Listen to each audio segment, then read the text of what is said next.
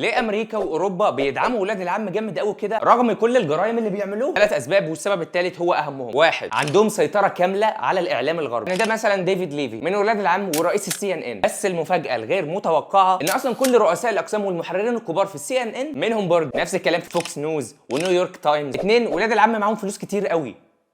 عيله زي روثشايلد شركتها هي اكبر مستثمر في جوجل وابل وبلاك روك اللي هي اصلا بتمانج تقريبا 9 تريليون دولار. السبب التالت وهو انهم بيدعموهم عشان بيكرهوهم. وركز، دايما كان في اضطهاد لاولاد العم من اوروبا لانهم كانوا دايما بيشتغلوا بالربا وياكلوا فلوس الناس ويشتغلوا جواسيس للدول الثانيه. ده غير اصلا اتهام اوروبا لهم بصلب المسيح عليه السلام. عشان كده كانوا دايما بيطردوهم من اوروبا. في ظرف 200 سنه بس اتطردوا من 10 دول في اوروبا. البدايه كانت عند ادوارد ملك انجلترا في 1290، بعدها فرنسا والمجر وايطاليا والبرتغال واسبانيا وروسيا. دلوقتي هم عددهم في الكيان تقريبا 9 مليون. قول لي بقى ال 9 مليون دول هيروحوا فين؟ بريطانيا ولا فرنسا ولا المانيا؟ لايك، فولو، شير. كان معكم هاني شاكر حسن شحاته.